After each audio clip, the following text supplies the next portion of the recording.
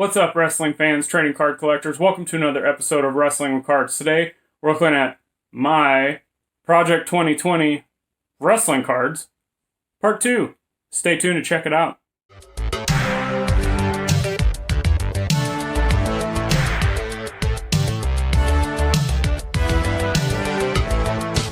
So most of you are familiar with Project 2020 that Topps did this year, putting out baseball cards from different artists of different genres. If you were unfamiliar with that, or if you didn't see my part 1 of Topps 2020 wrestling cards, go check out the links there. Lots of stuff to check out. You can even pause this video, go check those out, and then come back to this one. But today we're looking at part 2.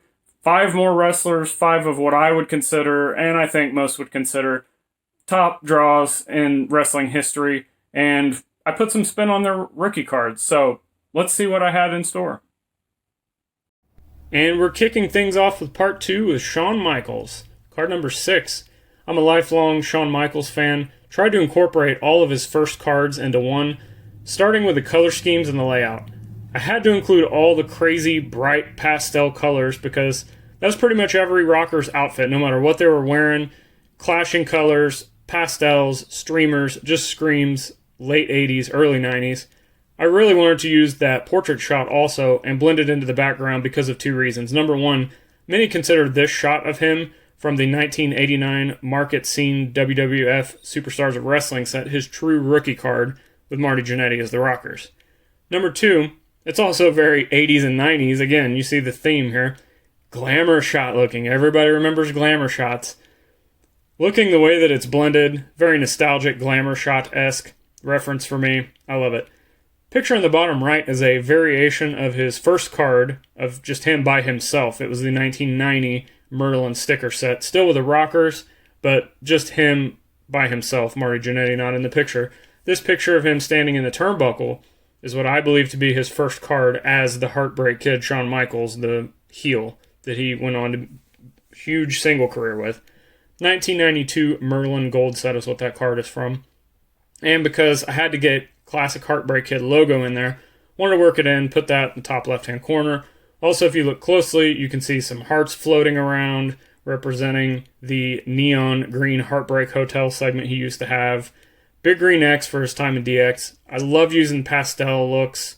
Just had a ton of fun with this card. It makes me feel so nostalgic with the late 80s and early 90s all over again. Next card on the list, Ric Flair. Really isn't much that needs to be said about this card. Inspired by his extremely popular 1982 Wrestling All-Stars, probably his most popular card to date. But I just wanted to add a few things to it that would make it feel like you were watching Ric Flair circa World Championship Wrestling 1986. Cutting the promo, talking about jet flying, limousine riding, Rolex wearing, wheeling dealing, you know. So that's what I really wanted to capture with this card. I really had fun with it. I think if someone would put this card out present day, it would sell like crazy. So, hope you enjoy that one. Triple H. Now, this was an interesting one for me to do using 3 different layers, 3 different time periods of Triple H. Since the what is a true wrestling card debate is always being talked about. Oh, wait, speaking of that, also, if you haven't watched my video on what exactly are wrestling rookie cards, you can go check that link out there. That being said, debates always talked about. That can change depending on who you talk to, depending on the era. But anyway, I used 3 of his cards that are all considered rookie cards by some, so throw them all in there. The image at the bottom corner, closest to you on the right, is from the famous 1997 WWF Cardinal trivia game card set. Also, if you haven't seen that video, I covered that whole series breaking down all the cards. You can go check that video out now. Actually, that whole play series. The main card here, though, is the variation of the 1995 magazine card, which was his actual first appearance card as Hunter Hearst Helmsley. Top left corner of the card is his 1998 Comic Images card. He's in DX by that time. First actual printed trading card of him, released in packs, so most consider that his rookie card. Again, always up for debate. And of course, I had to give him some green in there, put the green tint on the Comic Images card to represent DX. So I feel this card has a really good representation of all of his first appearance / rookie cards that came out. Oh, the Macho Man, Randy Savage. This card I wanted to do something a little different with I hadn't done, and he has two cards that are looked at by a lot of people as rookie cards in the same set. So I wanted to use both cards, and these are both from the 1985 WWF OPC set. I couldn't not include both of these. They're just too good. And you want to go with his single one, the one that says Savage Attack, which you're viewing upside down right now. So I wanted to allow people to flip the card for whichever they chose. So if you like one more than the other, you could just flip it around, and that's the card you'd be viewing. Suitable for everybody. I couldn't not include, however, the Miss Elizabeth card. Again, considered a rookie card actually for both of them. So you've got to have that on there, so that's why it was hard to decide between the two. So I wanted to do just kind of a cool concept where you could flip the card around and have both. I know some sports have done this already, but I hadn't seen one in a wrestling card. I also tried to give this card a more basic feel and wanted to give it a kind of Topps Finest, Topps Chrome refractor kind of finish on it. Kind of not as flamboyant, crazy pastel like some of my other ones, and make it look just like a refractor card, so that's what we came up with. And the last card on this video, Bret the Hitman Hart. This is somewhat of a happy accident the way this design came out. Let me explain. So I wanted to use both his rookie card and his sticker. Okay, if you go do your research, it's the same exact picture, just one has the American flag 1987 Topps set, which both of these are from that same set, 1987 WWF Topps.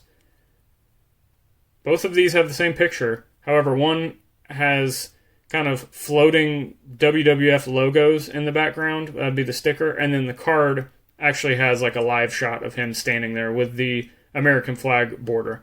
I really wanted to use both of them.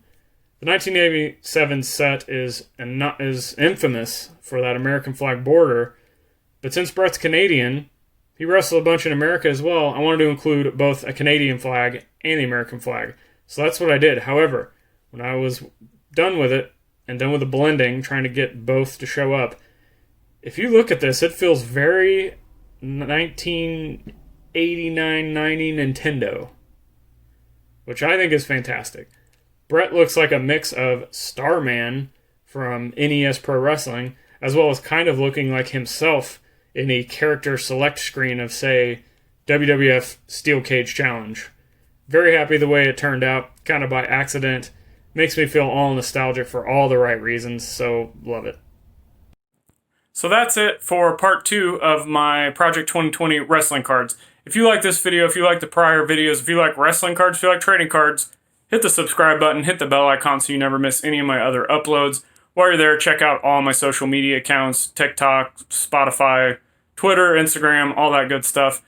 Follow, subscribe, help support the channel. While you're there, speaking of supporting the channel, check out my links to eBay, Mercari, and check out my cards. You never know when something I show on the show is going to be featured on there and be available for sale for you. Until next time, see you, wrestling fans.